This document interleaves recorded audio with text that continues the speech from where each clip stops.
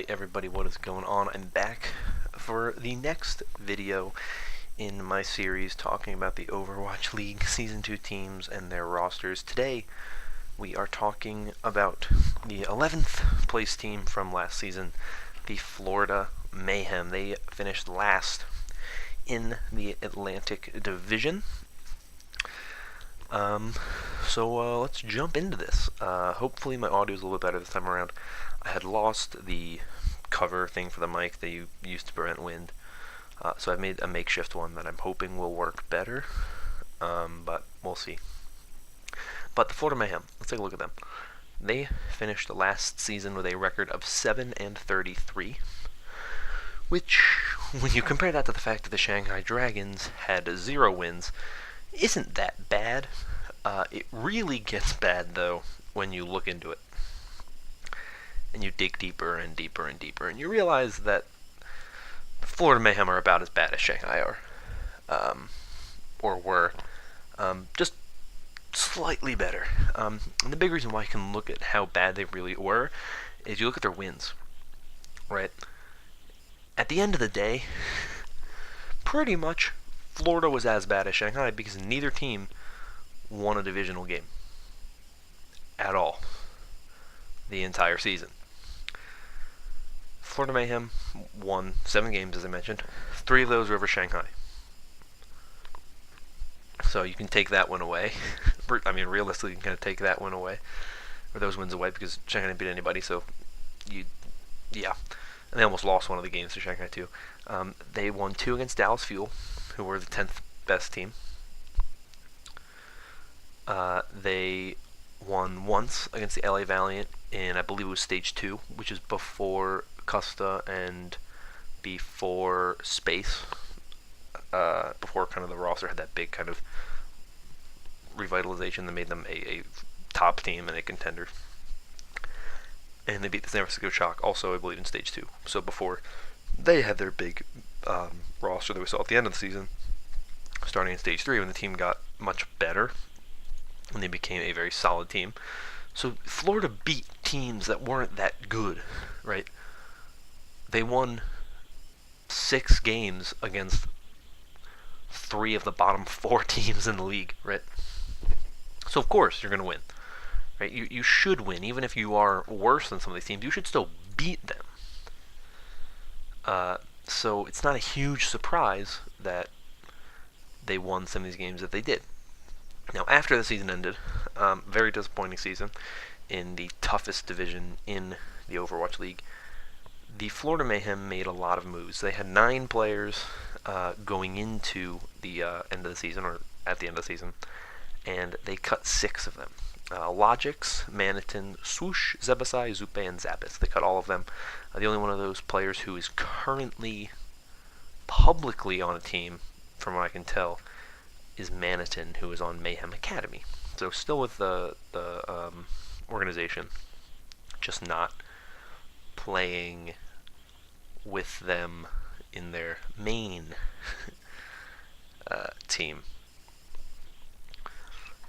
They kept 3 players, obviously. If they had 9 and cut 6, they kept Tvik, Saya player, and Awesome Guy. Tvik is a DPS player from Sweden. Saya player is a DPS player from South Korea, and Awesome Guy is a tank player from South Korea. So those 3, I think, will be pretty solid. I expect all 3 of them to be on the starting roster and on the main roster. I expect them to be staples on this team, at least for the beginning of the season. Things could change, and we'll get into that a little bit later. Tvik, I think, was kept for one primary reason, and that is his hero pool. His hero pool is exceptional, right? He's got that Pharah, he's got that Genji, he's got Tracer, he's got Soldier 76, he's got Hanzo. I mean, he can play whatever you need. He's got that really deep hero pool, and that's very useful. I mean, you take a look at someone like Libero on the New York Excelsior, right? One of his strengths is that he can play pretty much any damage hero and do so at a high level. And that's the same with Tvik. Now, maybe not the same height as someone like Libero, but good enough that he can be that flexible DPS player that you need, which makes him very useful.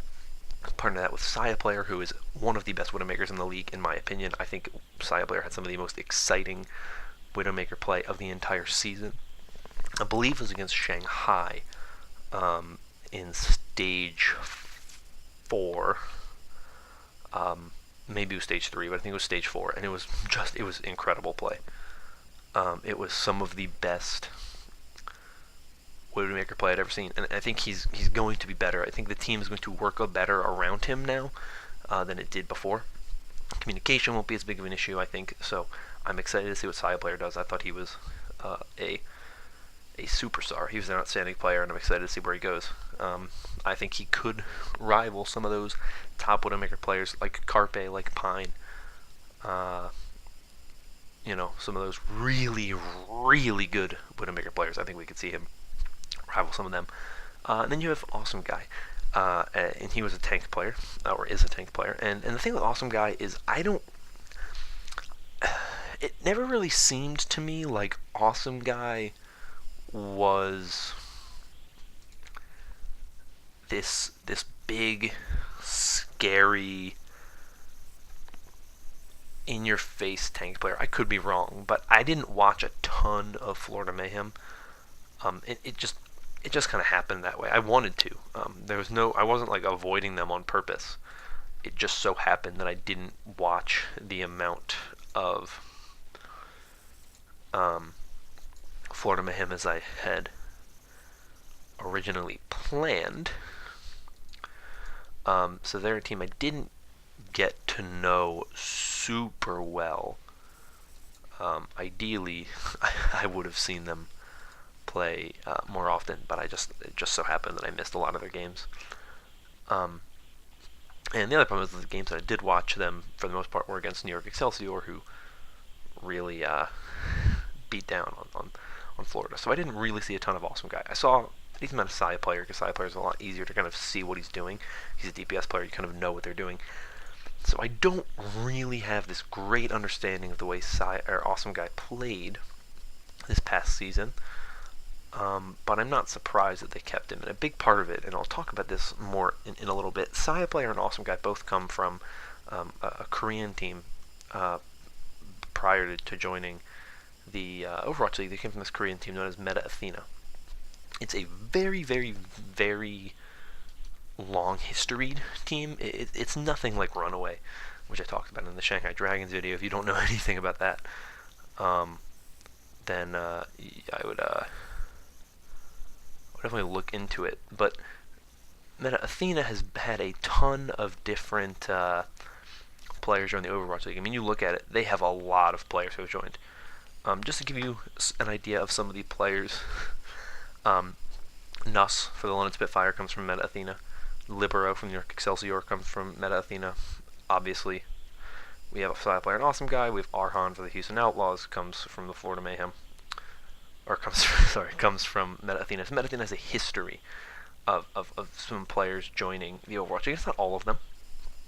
You had some who went to Meta Bellum, some went to O2 Ardiant, one went to Kongdu Panthera. I mean, they kind of went everywhere. But Meta Athena has a history of players going to different areas.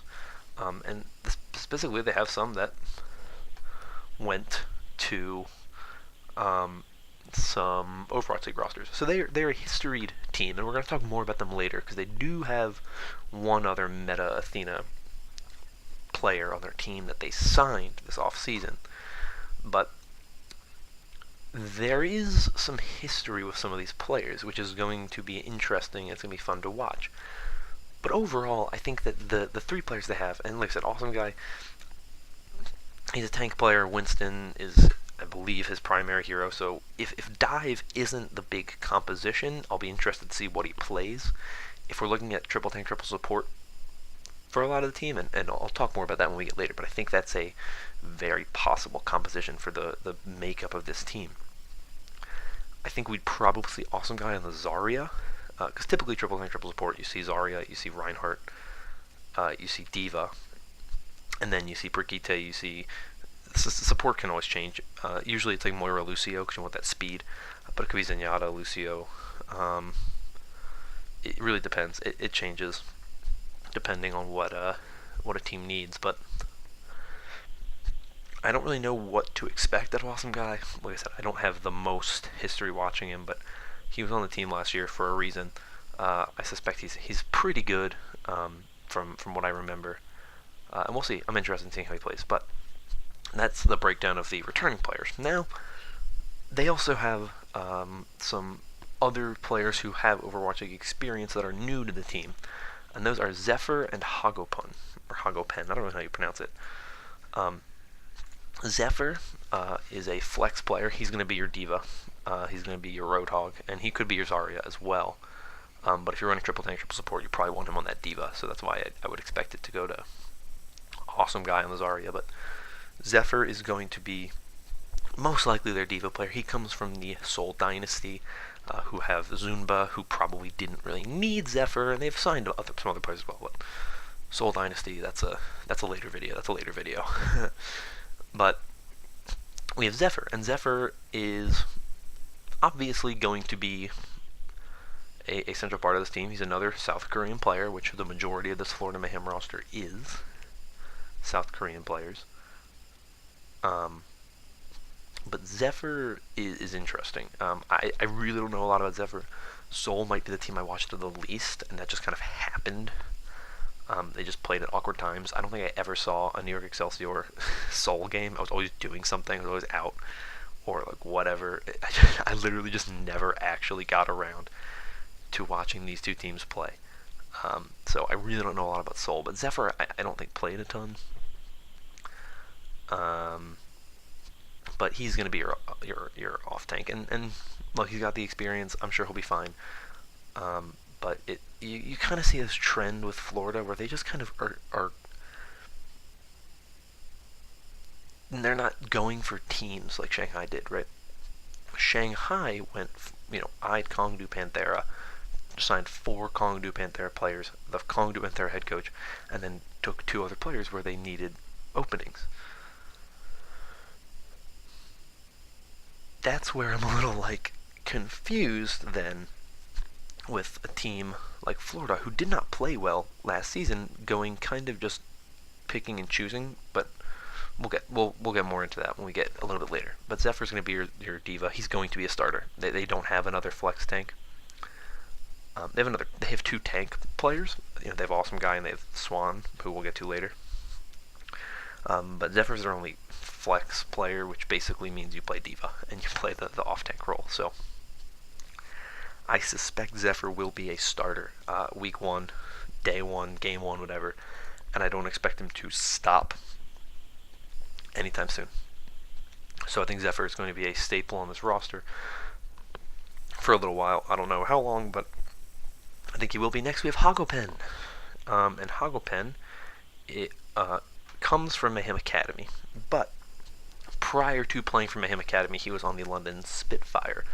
And if you remember, the London Spitfire mid-season kind of designated a bunch of players for their inactive roster. Basically, they're on the team, but they're not going to play. And I think it was just because they were in this really just bad spot. They had a lot of issues with team stuff, and the team was kind of falling apart. So they just decided that they just kind of were like, here's our base 7 players. Here are 7 players. We know how they play. We know who they are. We're going to focus on them. And because we need to focus on that, because right now we can't do that. And it worked for them in the end because they won the whole thing. But Hagopen was on that group that got cut. And then he got signed by Mayhem Academy, and now he's being promoted. So Hagopen is a support player. He's their off support. He's going to be their Zenyatta. He's going to be their Ana. That's the role he's going to play for the most part. I don't expect that to change. That seems like the role that he has played at several different levels. He's also played some Sombra, but I really don't think he'll be playing much Sombra, and I'll tell you why when we get there. But I don't expect him to play Sombra ever. So yeah, he's not really that character. That player to I think go off too much of what he's going to be on. I expect he's going to be their off support probably all season. Maybe they sign another one, but at the moment, like I said, they don't have another off support. They only have 2 support players on the roster. The other one we'll get to in a little bit. So this roster is in an interesting spot because they have a lot of DPS players. They have 4 DPS players. One of them is on a 2-way contract, and we'll talk about him in a second here, but they don't have a ton of depth to this roster, and that's the problem when you cut so much of your roster. You really have to rebuild, and you don't have a ton of options, right? You don't have that luxury of being able to kind of build depth in your roster. Your luxury is we have players, we need to practice, we need to get these players ready to play, and then you can start to expand your roster. But depth is not the best thing on this roster, right? They have 2 tank players and a flex tank, right? So that's 3 of the players on the roster. They have 4 DPS players, right? They can have a total of 12, and they have 9. So they have 3 spots open, and I suspect we could, late in the season get some more support help or some more tank help. But really, this team only has 8 players, and we'll get to that when we get to the next player. But this team's in an interesting spot, and I'm a little worried about their depth, much like I was with Shanghai. I don't think Shanghai has a lot of depth, and it seems a lot of teams are just putting their depth on the DPS roles, which is to be expected because DPS has the largest hero pool. So you need that depth, because if you need someone who can play Doomfist, and then you need someone who can play Widowmaker and McCree or whatever, like, you need to switch up your hero pool. You need someone to play Pharah. There's a lot more specialists with DPS than there is anything else, and sometimes those specialists are not bad to have if you can work them into the system. So it's one of the issues is that this team doesn't have a lot of depth, so you're not going to see tons of substitutes. You're going to see Hagopen and their other support player, who we're going to in a second, in every game. But we're going to talk about someone else first. We're going to talk about Apply. Apply is an American player who is a 2-way player, which means he's on a 2-way contract with both the Florida Mayhem and Mayhem Academy. So, what is a 2-way contract, in case you don't know? A 2-way contract is basically the player is on both teams, okay? But they have to make an Overwatch League salary, so they make as much money as if they were a full Overwatch League player. But there's, of course, some limitations to that. If they play in more than 2 Overwatch League matches in a stage, if they appear in more than 2 Overwatch League matches in a stage, they're no longer able to play in contenders, so that means they can play a total of 8 matches all season, excluding playoffs. I'm sure playoffs is the same way. You can play 2 playoff matches. So that's the first thing. The second thing is that an academy team can only have 2 2-way players playing at any one time. Now, there's not a ton of players on 2-way contracts right now. There's like a handful of them, maybe like 4, maybe, that have been announced so far. So we will see some interesting stuff here. But he is Apply is on a 2-way contract, and he is a DPS player. So really, they have 3 DPS players on their active roster. All right, and this is why they pretty much only have 8 players, because he's a 2-way player, so he's not going to be playing all the time. He's a DPS player. He's a Genji Pharah. He's that kind of. He's the projectile hero player, not a hit scan player. I don't expect him to really play over Tvik much. Maybe they have some plans for him.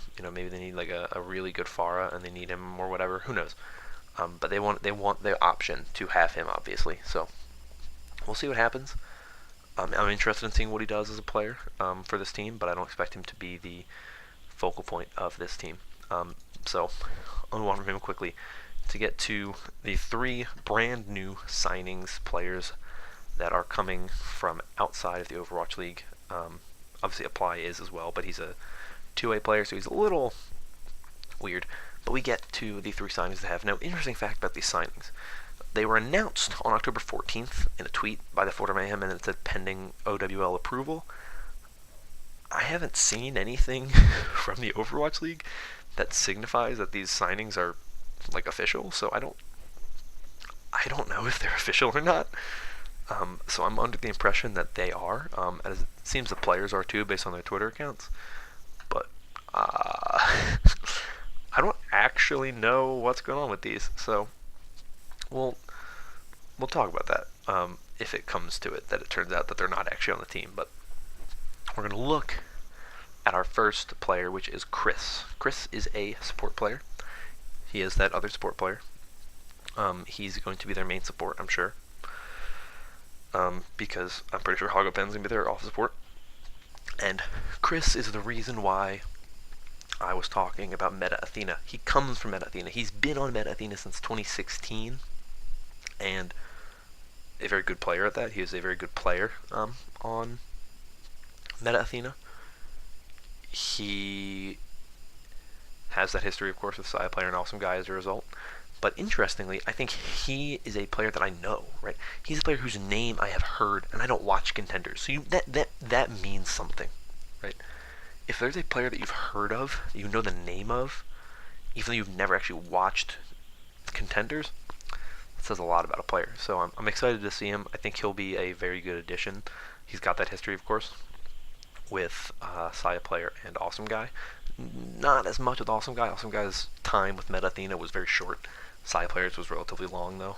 So I'm excited to see what Chris does, but he's going to be a very active player on this team. Right? He is the only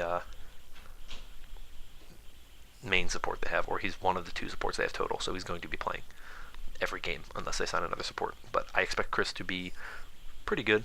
I don't know what, I don't know if we're going to expect like an arc level main healer, like Neptuna level main healer, kind of like really good, Custa level, or if he's just going to kind of be like one of those healers that just kind of just consistent and does their job well, but doesn't like really like get those numbers down. I don't know yet, but I'm excited to see what we get out of Chris, and I think he's a really great addition to this team. I think I think their support line was one of the biggest problems last season. I did not think their support line was very good. I thought their support line had a lot of problems. I thought their support line kind of crumbled, and it caused them a lot of issues. So I'm glad. I didn't watch a ton of them, but every time I watched it, they were like the first 2 to just go down, or they were the ones that people were like, oh, they're making a mistake. So I'm excited that they have Chris, and I think he's going to be a great addition. Next, we have BQB. Probably the most interesting signing that the Florida Mayhem made. BQB is a Sombra player, really. Doesn't play much else. I've looked to try to find some like games from him. Most of them, it seems like he just plays Sombra. If anyone else, I don't really know what his hero pool is. Part of why I don't expect him to play all that often, and also part of why I don't expect Hogopen to ever play Sombra, because they have a really good Sombra player. BQB comes from X6 Gaming. He was on the team when they won Contenders 2018 Season 1 for Korea. But he also had been fined for promoting boosting and like toxic culture, all that kind of stuff. So he's a very interesting signing. I don't know how often he'll play. He seems like kind of a risky signing because he doesn't seem to have a very deep hero pool, and he seems to be kind of problematic, much like XQC was. So I don't really know what to expect with this guy. He's definitely a wild card, and I don't know if it's gonna work out well, especially since it doesn't seem like he has a very deep hero pool. So we'll find out how well he does and what he looks like, but I think he's an interesting signing. That's really all I can say. So let's move on to the final signing, which is Swan, S-W-O-N, Swan, I don't know how you pronounce it. He is a main tank player, and he is going to be competing, I assume, with Awesome Guy for that starting role. He comes from NRG Esports, which is the contenders team for the San Francisco Shock. And they lost to XL2 Academy in the Contenders 2018 Season 2 North America playoffs. So it's going to be interesting to see how they play, how they do. With Swan on the team, the Florida Mayhem. But I don't know if he's going to start. I don't know if he's going to compete for the starting role. I don't know. how they feel about him compared to Awesome Guy. But if they run triple tank, triple support, which I think is 100% possible with the way this team breakdown is, I wouldn't be surprised to see it. Have Swan come in on that Reinhardt, and have Awesome Guy play Zarya, and have Zephyr play D.Va. Then you have your two support players in with Hagopen and Chris. Who they'd play, I don't know exactly. Probably I'd assume Lucio, and then like Moira or Zenyatta. That's usually what you see with triple tank, triple support. And then I think you'd have Tvik on Brigitte. And I think that they could definitely run that if that is still the meta when the season starts, and I expect it to be.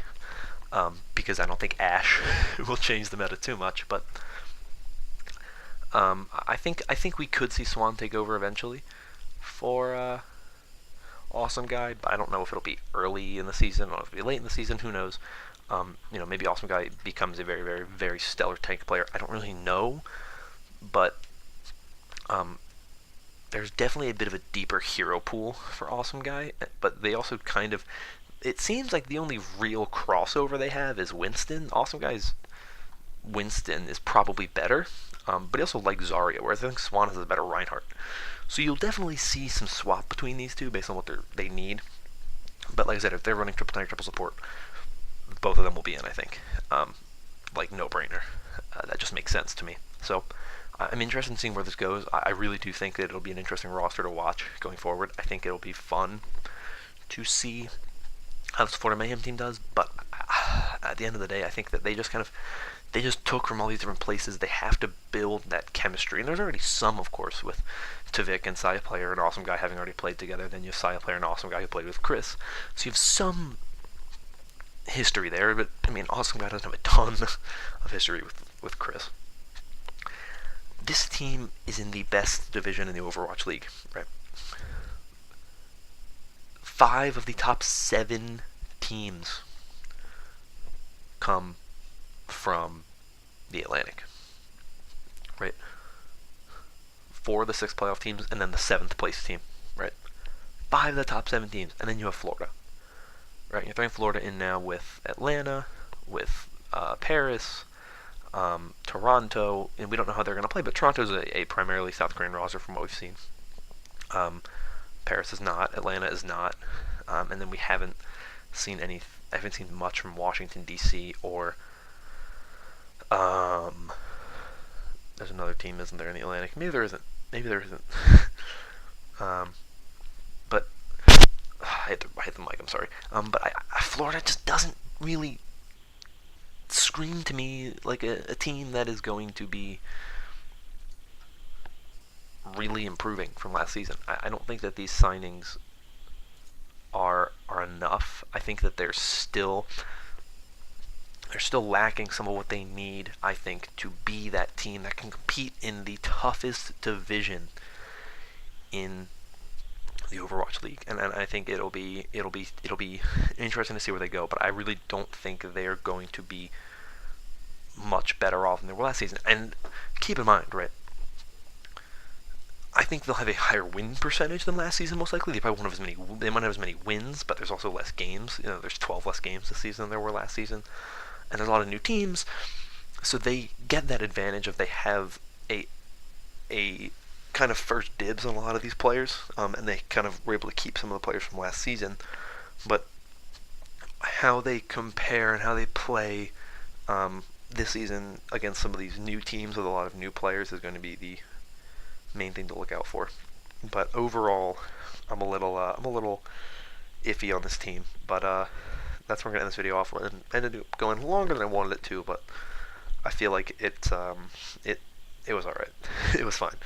I feel like I got my thoughts out there good enough, and that's what matters most. If you watch this whole thing, thank you. I'd be surprised, but if you did, thank you. I really like making these. This is a series I really enjoy, and hopefully I can start to shorten them a little bit. I do kind of ramble a lot, but that's where I'm going to end this video off. If you enjoyed, please consider liking and subscribing if you have not done so already. Sorry about that. Good thing I made this video off. But yeah, I'll see you all in the next video. Thank you so much, and bye-bye.